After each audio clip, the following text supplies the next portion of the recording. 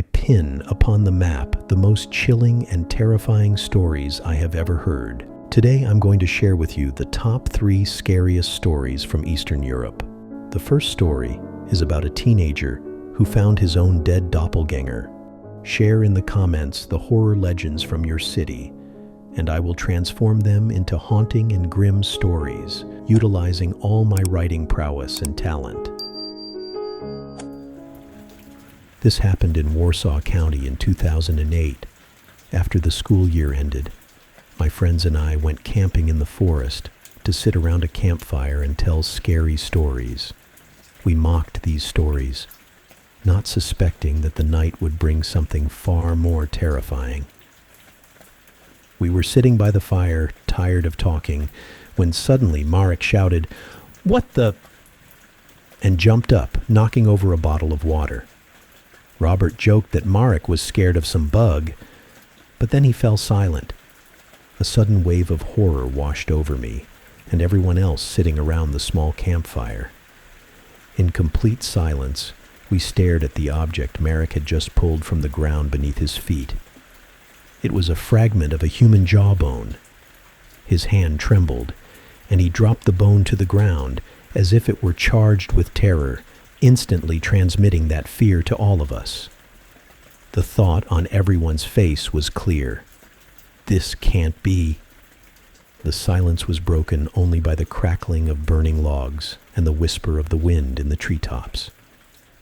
Suddenly, we all jumped up and began clearing the area we had chosen for our camp. In the darkness of the night, our movements were jerky and nervous, like those of hunted animals. Without noticing anything around us, we started tearing up the grass and almost immediately stumbled upon human remains. The feeling that someone or something was watching us from the darkness grew stronger, and suddenly everyone started screaming.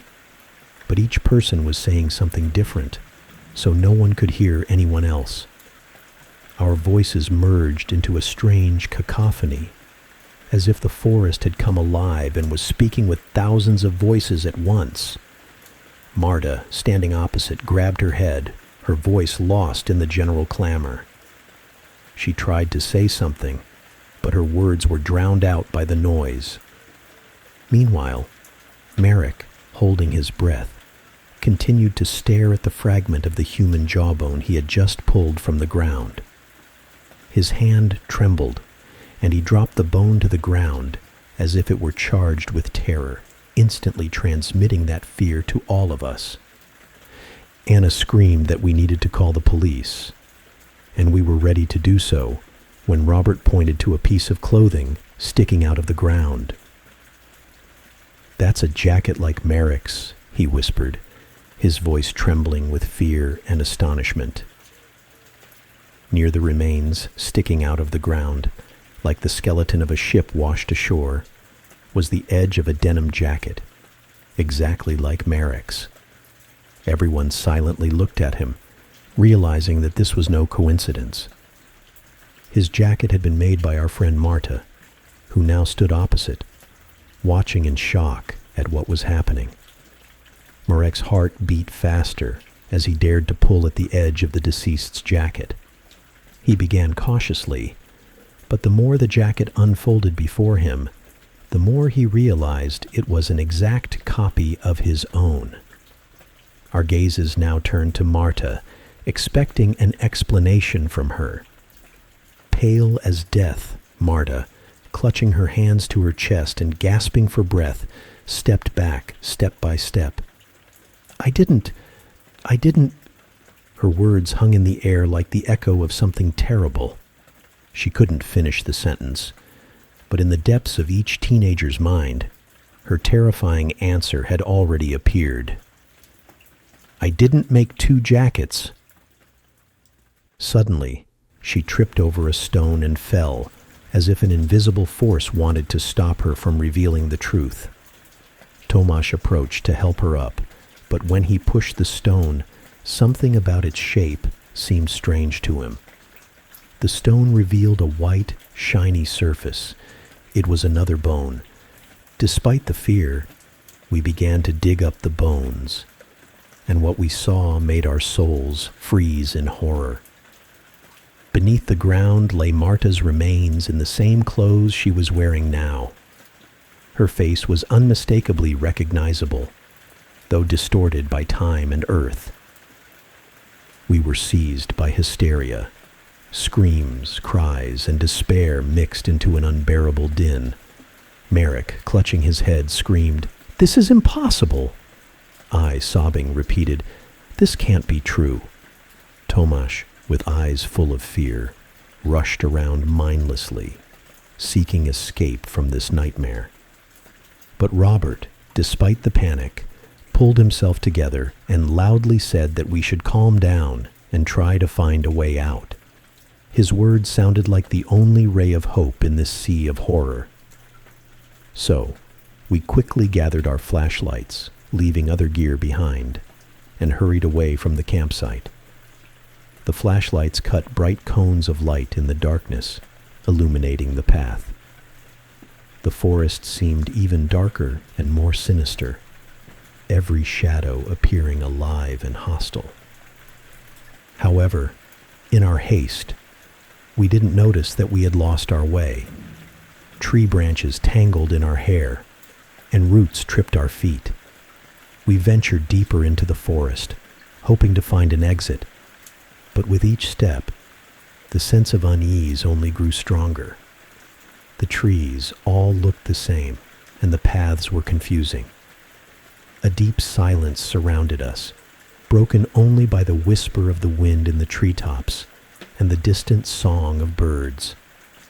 Each member of the group felt a slight tremor in the air, as if the forest was breathing with us, mysterious and alive. Finally, stopping to catch our breath, we realized we were lost. The forest seemed to close in around us, with strange sounds echoing from all sides, making us look back. Everything around was enveloped in an eerily mystical atmosphere that engulfed us more with each step. Tall, old trees with branches reaching for the sky created a natural dome, and we all felt trapped. Robert tried to calm everyone down, but there was tension in his voice. Fear flared up with renewed intensity. The forest seemed like an endless labyrinth, and our steps felt futile, leading nowhere. The feeling that we were not alone grew stronger in our minds. Suddenly, I felt something touch my shoulder and jumped back in fright. The beam of the flashlight fell on a nearby tree, revealing a horrifying sight. Terrified, I screamed and barely stayed on my feet from the shock.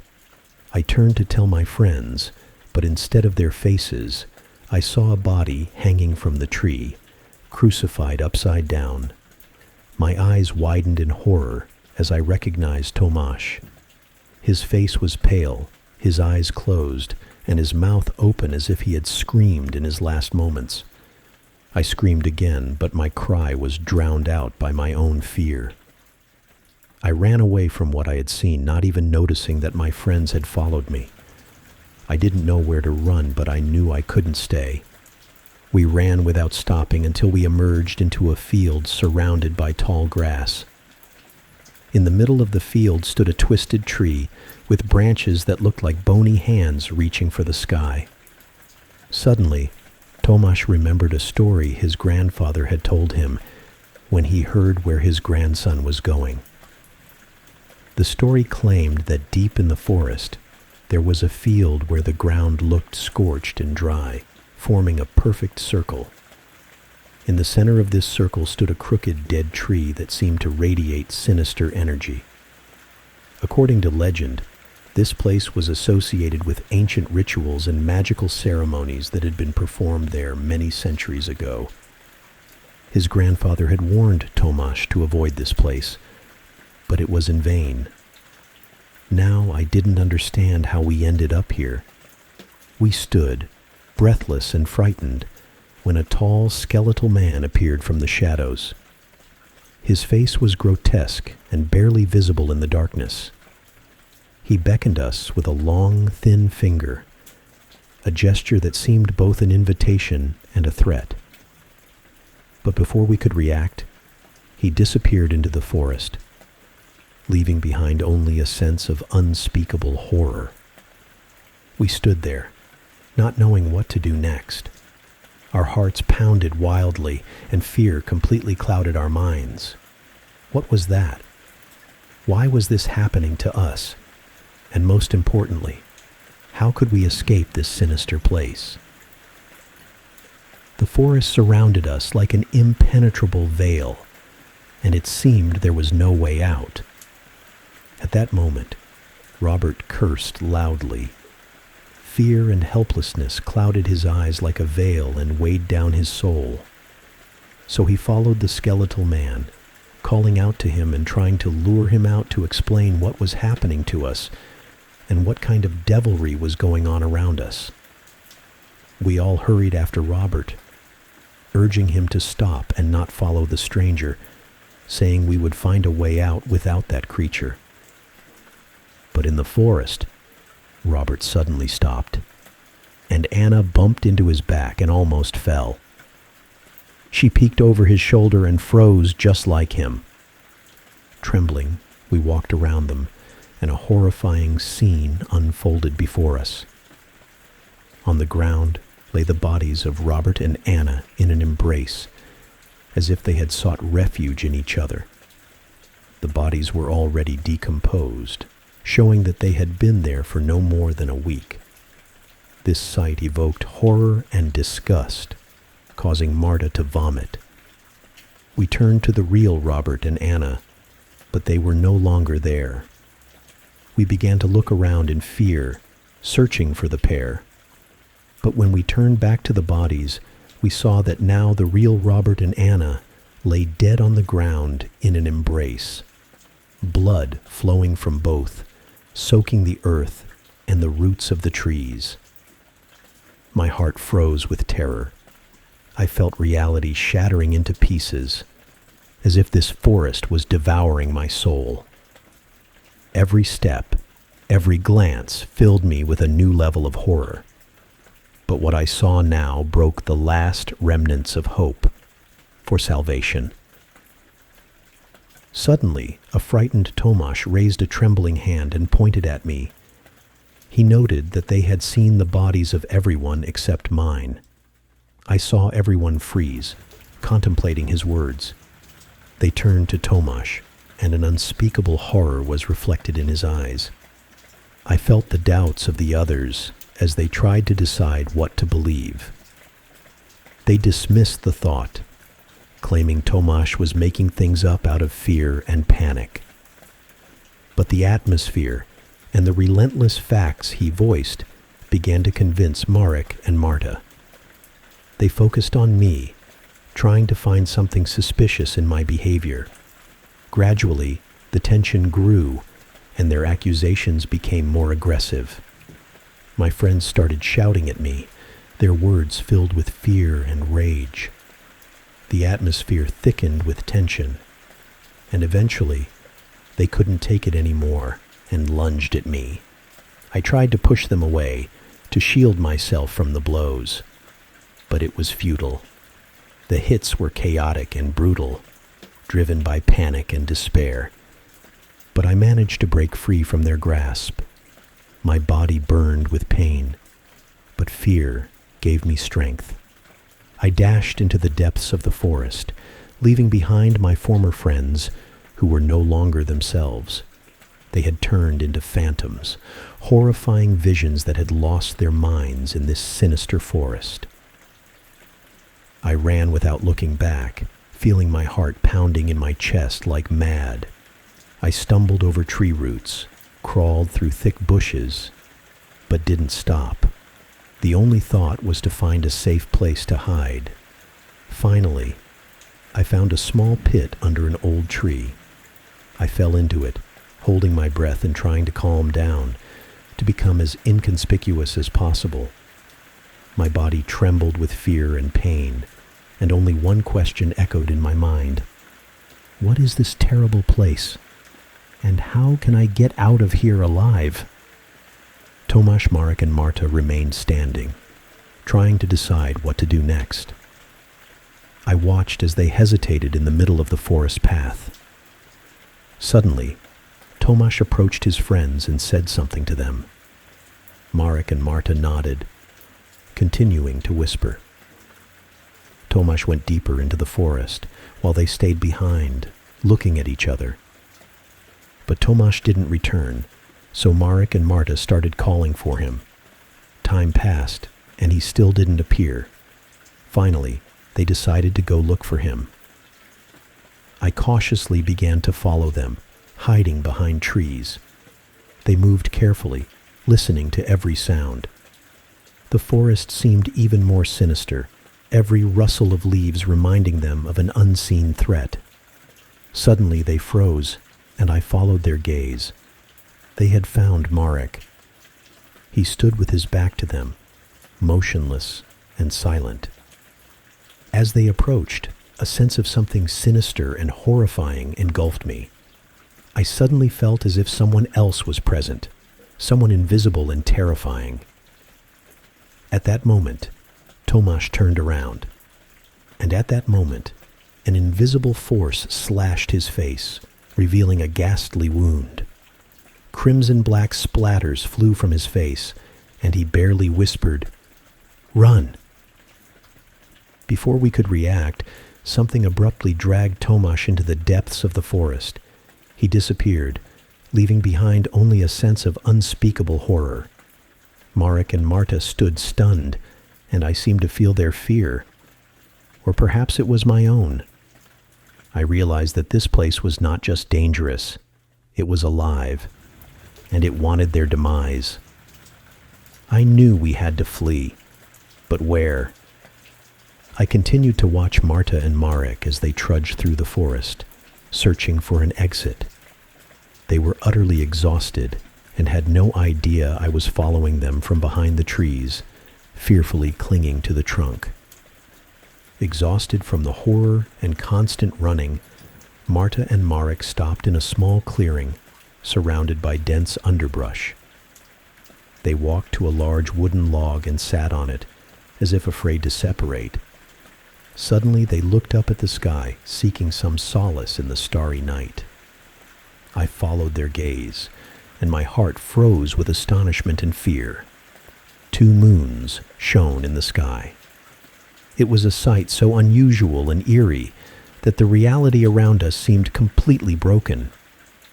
Overwhelmed by a sense of inevitability, I couldn't hold back my tears. They streamed down my cheeks, mingling with fear and despair. I watched my friends, trying to find anything that could help us escape. And then I froze. I realized that Marek and Marta had been sitting in the same clearing they had arrived at. But this time it was empty, without any belongings.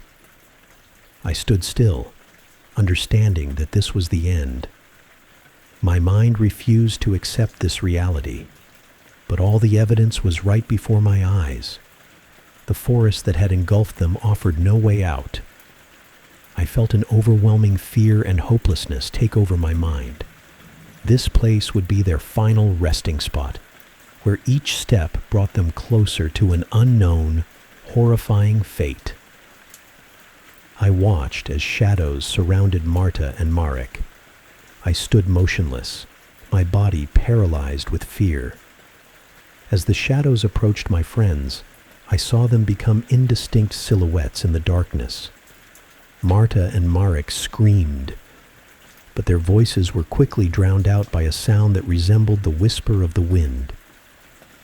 Then I sat down on the ground by a tree and covered my ears, trying not to hear the terrifying screams of my friends.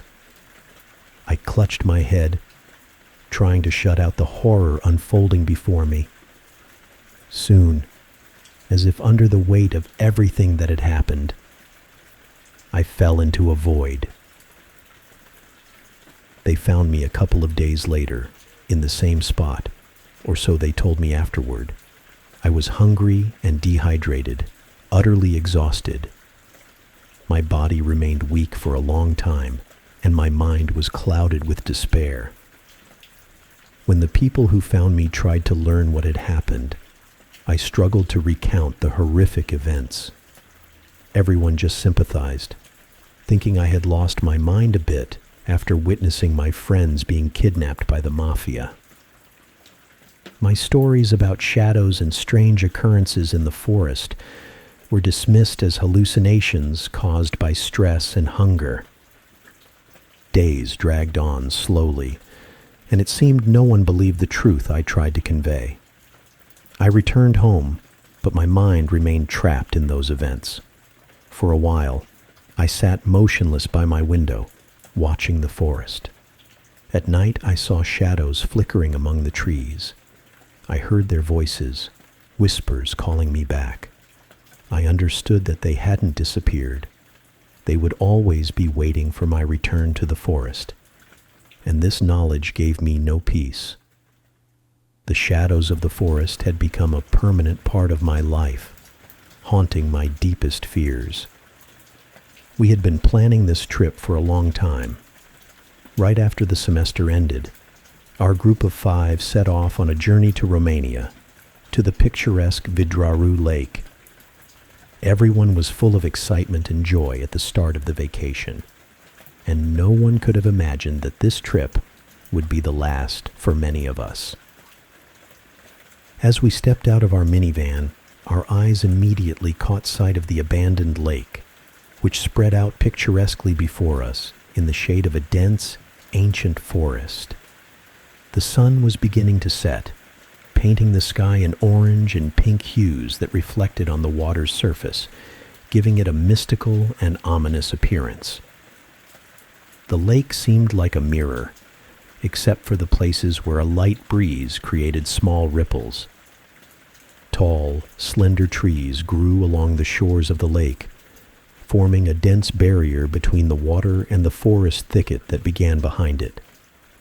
These trees, with their long shadows, cast patterns on the water that blended with the sunset light, creating an effect of shimmering colors and shapes. The occasional sounds of nature that broke the silence, the cries of birds, the rustling of leaves, the scurrying of small animals in the underbrush, all added to the atmosphere of mystery and abandonment of this place. We chose this spot for a reason. My fiancé Marcus and I wanted to celebrate our engagement. We decided to do it somewhere far from all problems, by the water, surrounded only by our closest friends, so we brought Leo, Maria, and Stefan with us. While we were all unpacking, Stefan looked at the smooth surface of the lake and said that it reminded him of a story he had heard from an old gas station attendant a few hours ago. The elderly man, with gray hair and wrinkles deeply etched into his face, spoke with a certain darkness and fear in his eyes about the past of this place. "This is no place for merrymaking, young man," he said, glancing over his shoulder as if afraid someone might hear them. According to the old man, a witch once lived on that island long ago, known to everyone as the local healer named Ivanka. The villagers nearby respected her for her ability to cure diseases and make healing potions and ointments.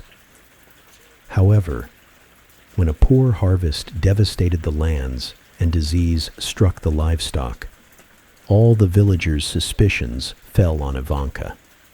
They believed that her magic had brought this misfortune upon the village as a price for playing with the laws of nature. The story ended in tragedy when one cold autumn evening, a mob of angry villagers stormed the island. They blamed Ivanka for all the misfortunes that had befallen them and decided to punish her in the most brutal way. According to the gas station attendant, they tied her up and threw her into the deepest part of the lake, where she drowned.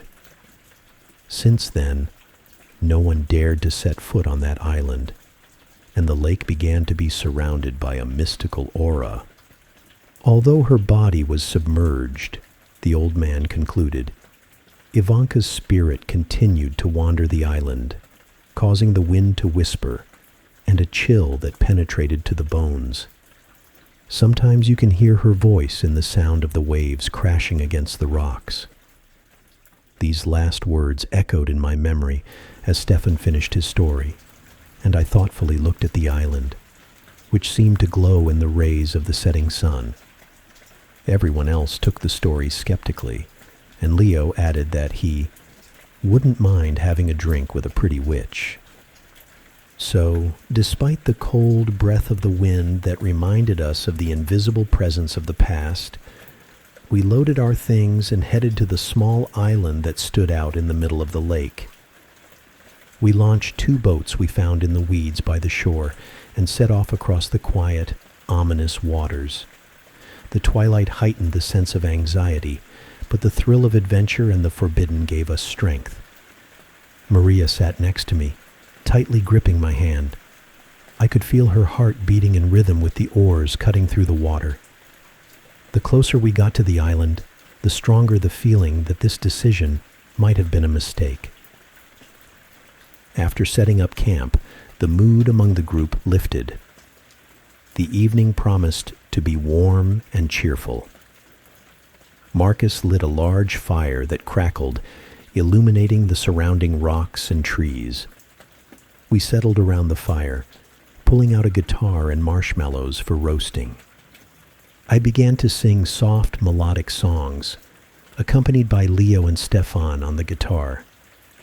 Maria, always cheerful and energetic, shouted jokes and told funny stories, making everyone laugh.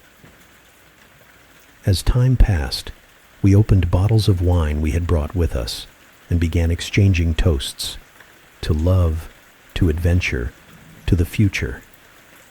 Night slowly swallowed the day, and darkness enveloped the island with its soft but commanding embrace.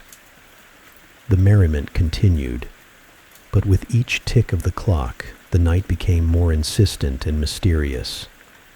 At one point, Leo, feeling the need, decided to go to the bathroom and headed into the darkness of the island.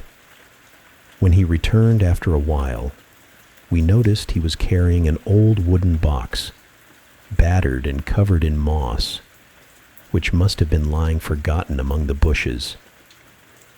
With curiosity and excitement, the guys opened it. Suddenly, Maria recoiled and gasped when she saw the contents. The box was filled with items that looked like tools for ancient potion making, dried herbs in pouches, glass bottles with incomprehensible labels, and parchments written in ancient script with recipes and strange diagrams. But among all this, one item stood out: a vintage ring with a crimson stone that sparkled even in the dim firelight. In this enchanting night atmosphere, where everything around was already cloaked in intriguing mystery, I didn't notice when Marcus took out the magical vintage ring. Under the flickering light of the fire and the starry sky, he pulled out the ring with the crimson stone, which glittered with sparks at every movement of the fire, and got down on one knee.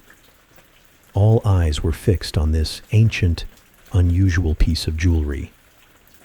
I gazed at it with fascination, but there was also a hint of concern in my eyes, due to the mystical aura surrounding our evening. Marcus gently took my hand, kissing my fingers tenderly. In his eyes, I saw love and warmth that made my heart flutter.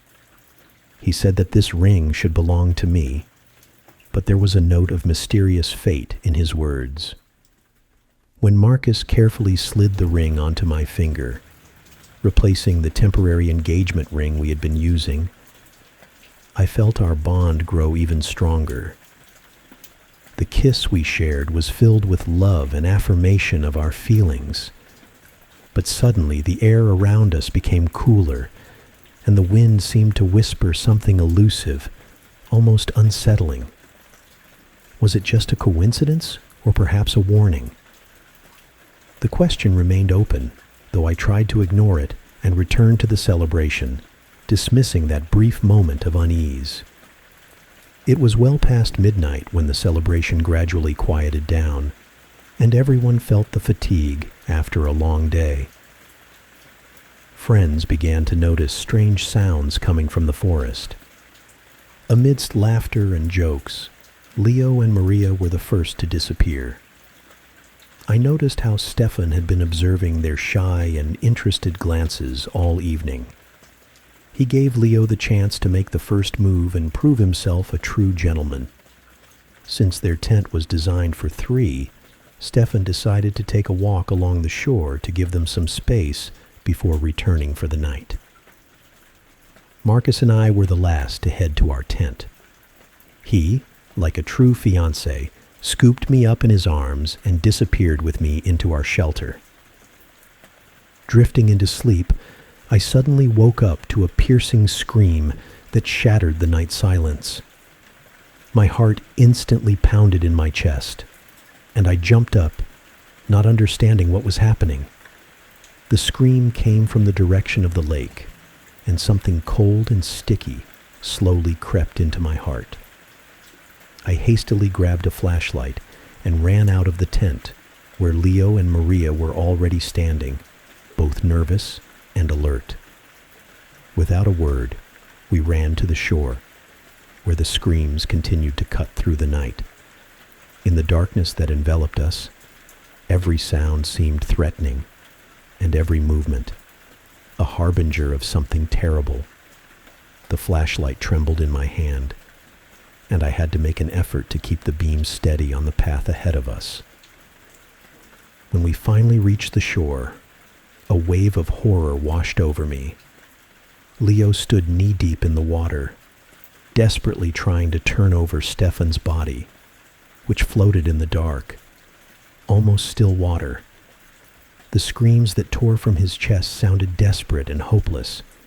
Stefan didn't move. His body seemed unnaturally heavy, and his face unnaturally calm. Marcus rushed to Leo, helping to pull Stefan onto the shore.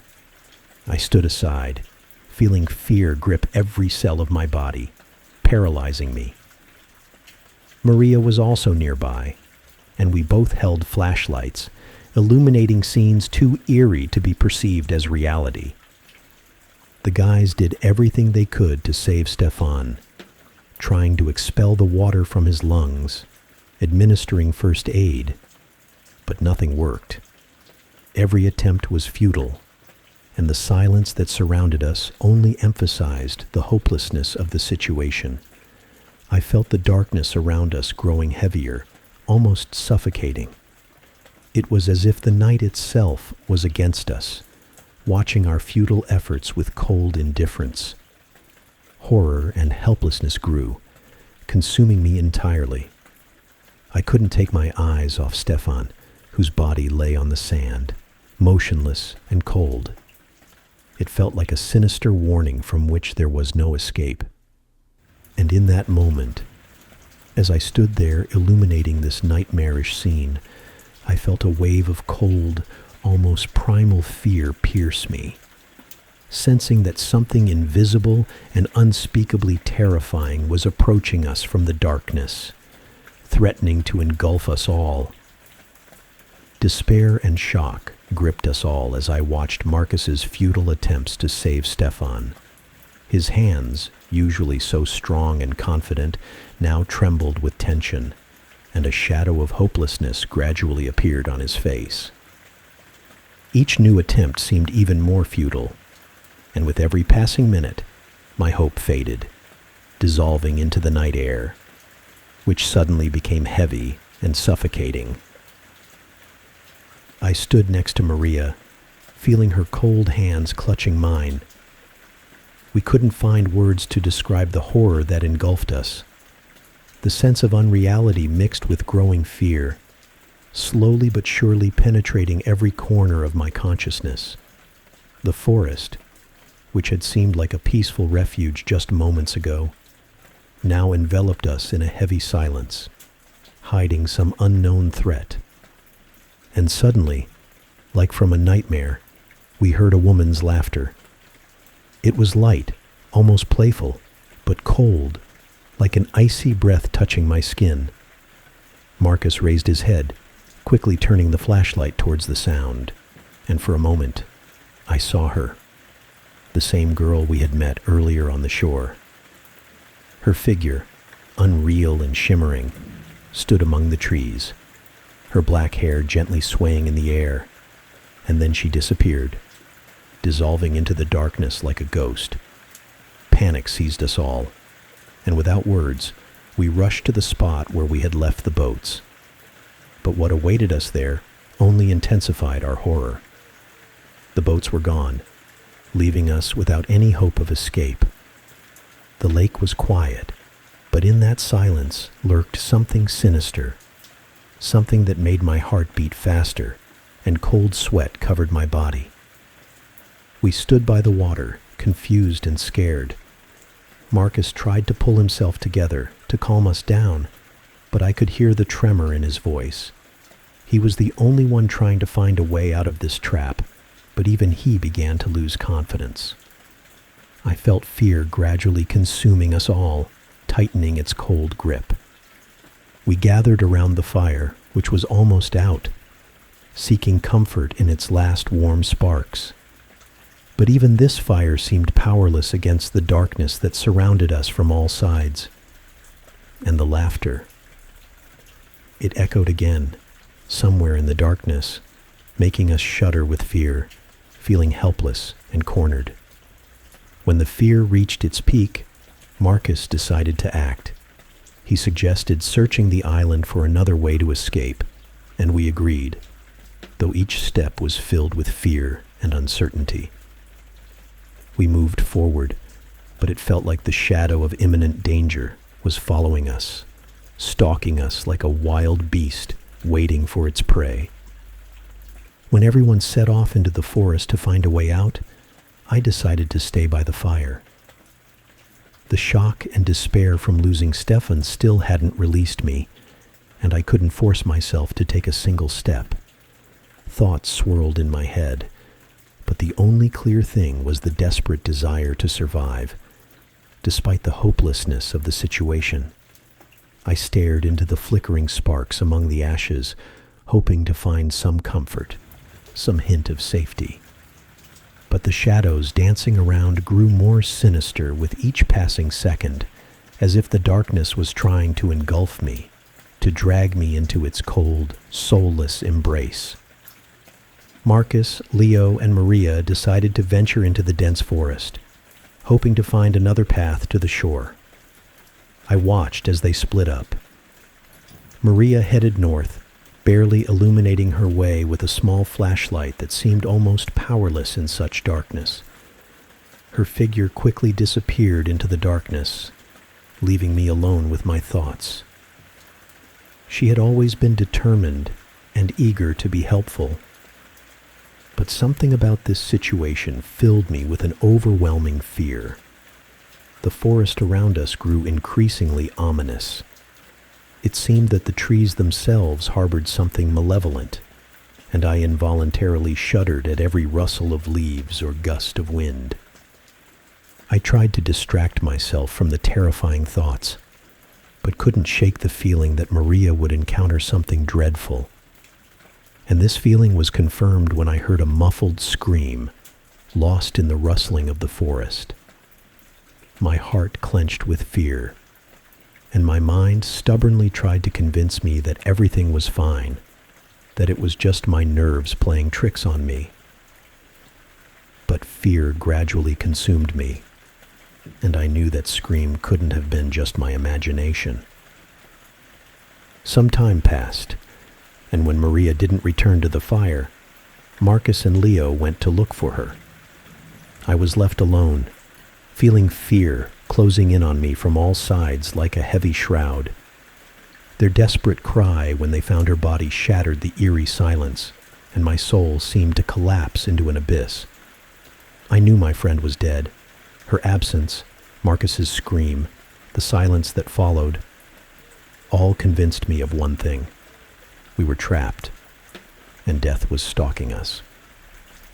After Maria's death, Marcus and Leo decided not to separate anymore.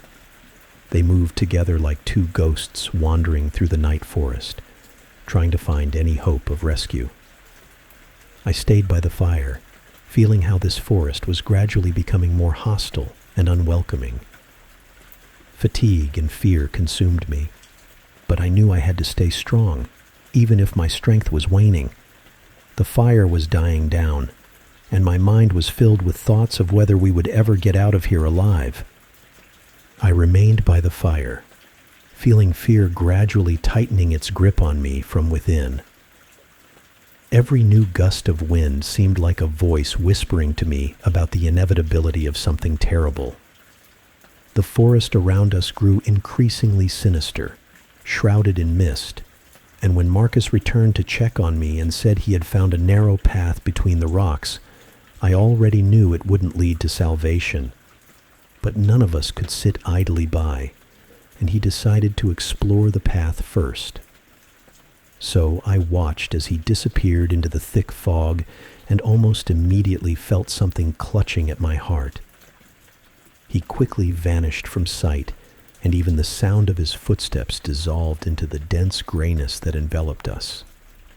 Suddenly, the silence was broken by a scream that pierced me like a needle. It was Marcus. His voice was filled with pain and despair, and the worst part was that I couldn't do anything. I rushed in that direction, but my legs seemed to refuse to obey. The fog grew even thicker, and I couldn't see even my hands in front of me. Every step felt like a step into an abyss. When Leo returned, he was alone. His face was deathly pale, and tears stood in his eyes. I couldn't believe that Marcus was dead. Something inside me refused to accept it. It seemed like a terrible mistake, that Leo just couldn't find him, that he was alive, that I could still help him. But Leo only shook his head sadly, and I realized there was no hope. I collapsed to the ground like a broken doll, overwhelmed with grief. My hands trembled as I hugged myself, trying to protect myself from the cold that pierced me, not only from the outside but also from within. I whispered Marcus's name like a prayer, trying to bring him back to life with my pain, my despair. But there was only silence and the fog that swallowed everything. When Leo said he would try to swim to the shore and call for help, I knew I couldn't hold him back any longer. He explained his plan to me, but his words sounded like a distant whisper in my ears. My heart clenched with fear and despair, and each beat grew louder, like a countdown to something terrible. I felt that he might not return either, that this island wouldn't let us go so easily. I watched as Leo entered the cold water, trying to remember every detail as if it were our last meeting. He was a good swimmer, and I saw him quickly disappear into the watery mist, but the sense of hopelessness only grew stronger. The night was quiet, too quiet, and this silence became my worst nightmare. I knew I was alone, but I couldn't force myself to look away from the spot where Leo had disappeared, because something inside me still hoped for a miracle. But there were no miracles here, only fear and darkness. The water around me was as black as the night, and the air was thick with anxiety. As Leo began to swim, I stood on the shore, feeling all my strength leaving me with each of his movements in the water. I kept my eyes on him, trying not to succumb to the fear that he might not return. But with each wave, this fear grew. It seemed as if the minutes stretched into eternity. My heart pounded, and my mind imagined the worst scenarios. And then, he was no longer visible. The fog, which suddenly thickened, swallowed him, and my heart clenched with horror.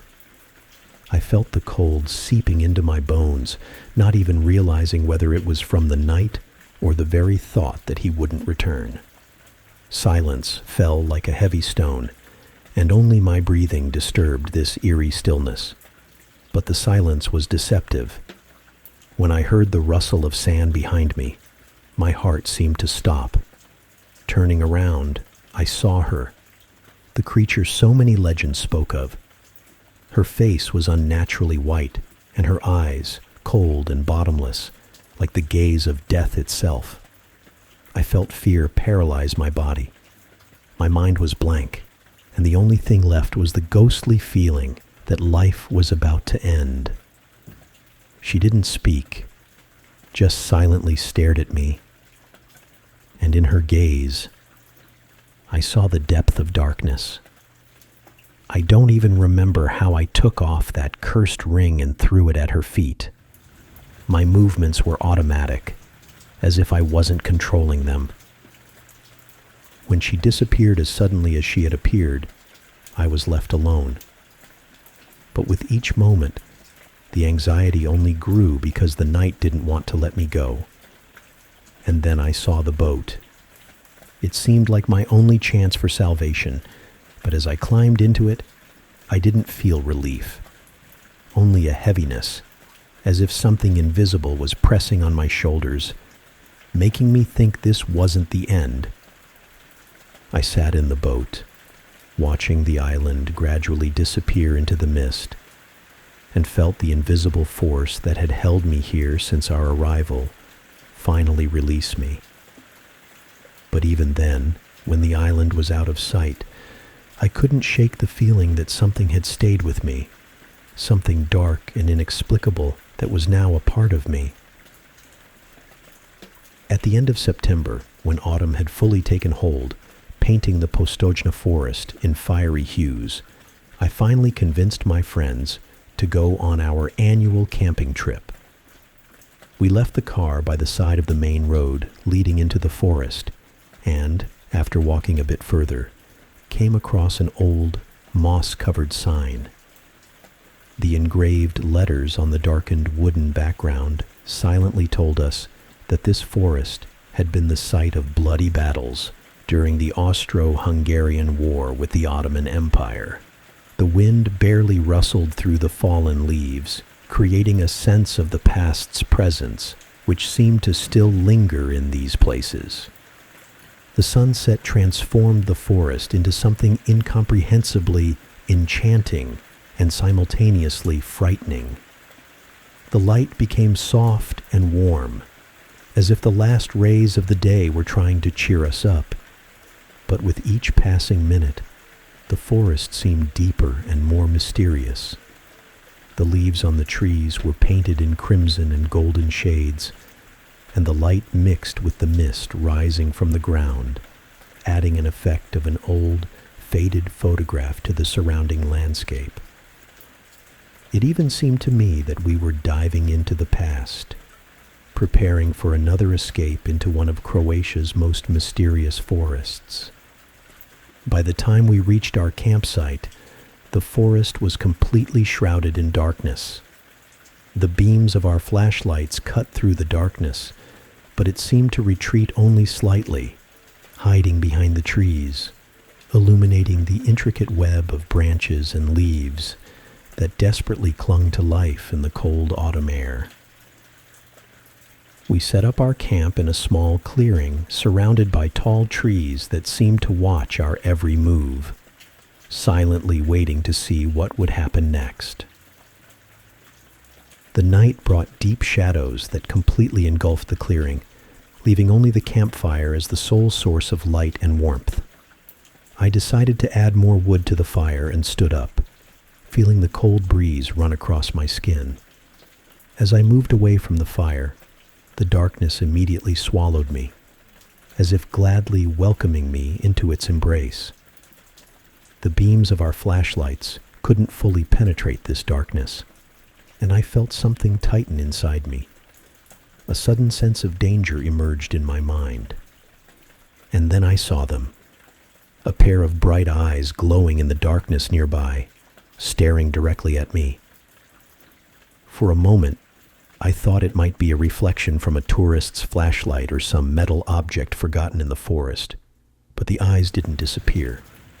They remained in place, watching me intently. My heart began to beat faster. I tried to convince myself that it was just my imagination, that it was easy to be mistaken in the dark. But when I returned to the fire with the wood, I saw those same eyes again. And this time, there were more of them.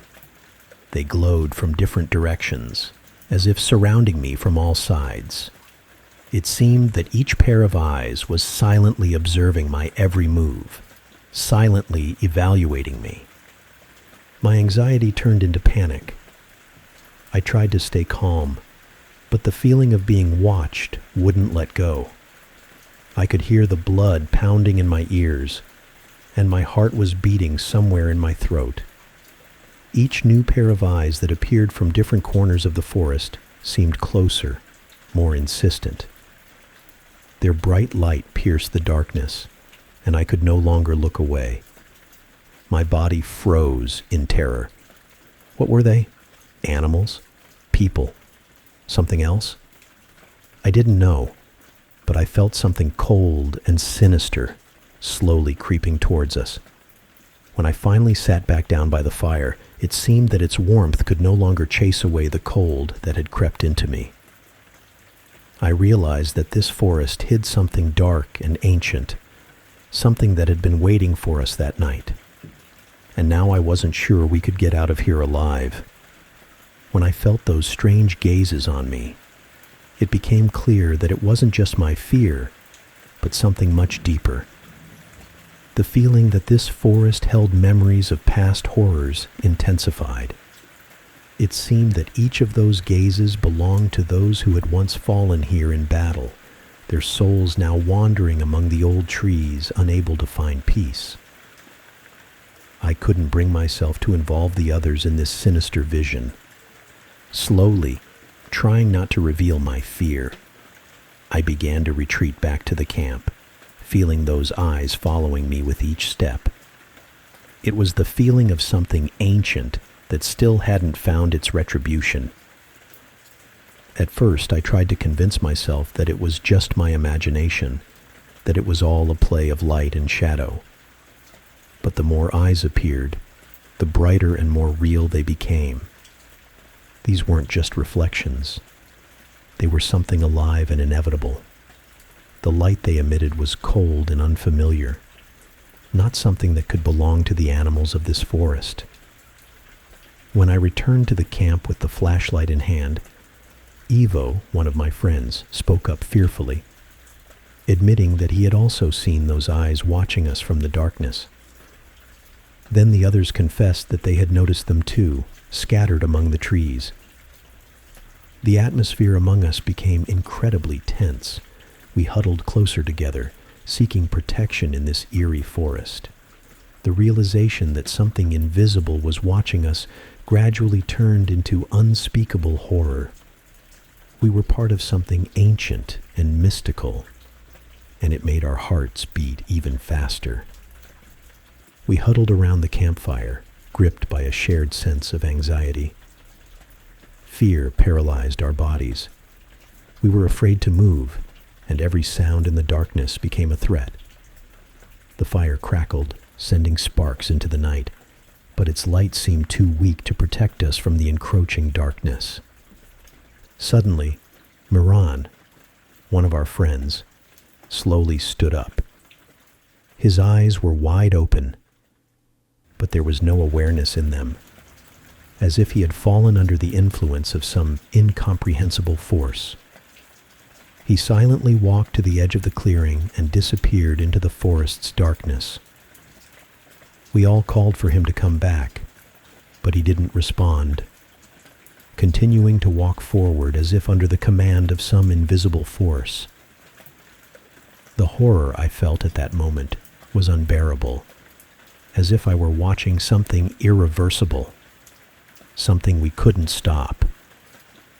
When Moran disappeared from sight, the silence was suddenly shattered by a wild scream, deep and terrifying, piercing the air and making me shudder. My heart pounded even faster, fear intensified to the limit, creeping into every cell of my body. I stood paralyzed by the sound, and at that moment, a faint glow appeared in the forest, like a pale light flickering between the trees. It lingered for a few minutes before suddenly fading, leaving me surrounded by thick darkness and silent mystery. The rest of us stood frozen, as if petrified, under the weight of the silence that filled the air with a heavy, suffocating uncertainty. We felt powerless, lost in the face of this invisible, mysterious threat that seemed to press down on us with every breath. The night stretched into infinity, and the darkness around us seemed alive, almost tangible, as it swallowed every beam of light from our dying fire. Our hearts beat in a wild rhythm of fear, every whisper of the wind or rustle of leaves conjuring irrational images of hidden enemies lurking in the darkness. We could only hope that dawn would bring us answers, or at least return Moran, who had vanished among the eerie shadows of the night. In the sleepless night, burdened with anticipation, every moment felt like an eternity, and the slightest sound in the forest triggered a sharp sense of anxiety. We huddled together, trying to find comfort in each other's presence, shuddering at every unexpected rustle or movement in the darkness, which seemed to draw its shadows ever closer to our refuge. But the horrors of that night didn't end. After a few minutes of tense waiting, Anna, our friend, suddenly stood up. Her eyes, like Moran's, reflected the same vacant look, as if she were being controlled by some invisible force, pulling her into the deep darkness of the forest. Emma and I reacted instantly, rushing to her and grabbing her hands tightly. We tried to hold her back, but Anna looked at us with a strange aggression in her eyes, which no longer seemed to belong to her. Her face twisted with anger, and suddenly she bit into Ivo's hand. His scream pierced the air, but it didn't stop her. Anna broke free and ran into the darkness, disappearing among the trees. A moment after she vanished, a new scream echoed, a high-pitched female scream, even more terrifying because of its desperate, frantic tone. Ivo, clutching his hand where deep bite marks remained, turned to us, his face pale with pain and shock. We quickly treated the wound, but as we analyzed the events of the last few minutes, we realized a terrifying truth. Every time one of us stared too long at those mysterious eyes in the darkness, they lost control of themselves, as if falling under a hypnotic spell. This realization brought a new level of fear. We began to move with greater caution, trying to avoid any direct eye contact with those glowing spots that still flickered among the trees. We understood that dawn was still far off, and the night had only just begun. That night, as the thick darkness enveloped the forest, the starless sky was almost black, and the absence of the moon only heightened the oppressive atmosphere. The trees stood like black silhouettes against the dim sky, their branches swaying in the wind, creating a barely audible whisper that only intensified the anxiety. And in this setting, we were left alone with our fears, trying to survive that dreadful night. As Ivo began to suffer from sharp pain and increasing weakness, I felt his condition rapidly deteriorate. His breathing became more labored. His skin took on an unhealthy gray hue, and with each passing hour, he became less and less like himself. Emma and I took turns watching over him, keeping the fire going and trying to keep him conscious. But the night swallowed everything around us like a black hole. Soon, Ivo began to rave. His words blurred with reality. He spoke of eyes watching him from the darkness, of voices calling to him. The forest seemed alive, the gazes of invisible beings pressing on us from all sides. like invisible weights threatening to crush our souls. We felt that every rustle of leaves, every whisper was not just the wind, but something more, something dark and elusive, watching us from the darkness. We sat in silence when Ivo suddenly changed. His breathing became erratic and weak. His skin took on an unhealthy gray hue. He began to speak incoherently, as if in another, long-forgotten language. His words became less and less coherent until he fell silent. Ivo's last breath escaped as the first weak rays of dawn began to pierce through the tree branches. It was an end so sudden and unjustified that we couldn't believe what had happened. We huddled together, sitting in a circle by the fire, filled with horror and despair from the unknown and the fear of what this night might still bring. Despair and fear overwhelmed us as we realized that our camping trip had turned into a struggle for survival. We held each other tightly, waiting for the morning, ready for the trials of this night to continue. Emma and I found relative comfort in each other's silence. We sat close by the fire, which was smoldering at dawn, focusing our gazes on each other, avoiding the terrifying eyes that emerged from the shadows of the night. The weak rays of the sun painted golden highlights on our faces, giving the moment an almost sacred calm. But this silence didn't last long. Suddenly Emma shuddered, her gaze directed somewhere to the side, and a look of concern appeared in her eyes. Worried by her reaction, I turned, but saw only darkness, through which nothing was visible, only cold gazes. When I looked back at Anna, she stood up as if invisible forces were lifting her. I immediately jumped up and reached out to grab and hold her, but she, as if in a trance, walked away from the fire, her steps leading her straight to the dark heart of the forest. I rushed after her but stopped when Emma turned to me with a pale face, expressing a strange mix of fear and calm. Her gaze seemed to say goodbye to me, asking me not to follow her. And then, as if hitting an invisible wall, I stopped, watching Emma's figure blend with the mystical mists of the forest. In a moment, she was gone, leaving only the faint whisper of the wind as her message. Standing in the clearing, I felt despair and hopelessness engulf me with every breath. I screamed into the void, my voice echoing among the old trees, wishing for this nightmarish vision to end. I was ready to surrender to the elusive forces that had chosen us this dreadful night. However, as the sun rose higher, pushing the darkness into the background, the mystical light of day enveloped the forest, and all the mysterious eyes that surrounded us disappeared along with the shadows of the night. My search turned into a nightmarish journey through the forest I once considered a place of peace and rest. Walking among the trees, which now seemed like silent witnesses to the tragedy, I came across horrific scenes. The bodies of my friends were scattered in different corners of the forest.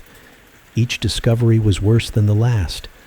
The bodies were brutally mutilated, with faces twisted in expressions of absolute horror and pain. When I found Ivo's body, scattered under a cover of moss and fallen leaves, it was almost unrecognizable. The body was covered with numerous cuts and marks that resembled scratches. I recognized him only by the remnants of his clothes, and it felt like a blow to the heart. It seemed that some invisible and cruel force was trying to reach something inside each of us. The fear that gripped me with each discovery mixed with a sense of absolute helplessness and bitterness. I remembered how we laughed and joked together, how I was going to tell Ivo about new plans.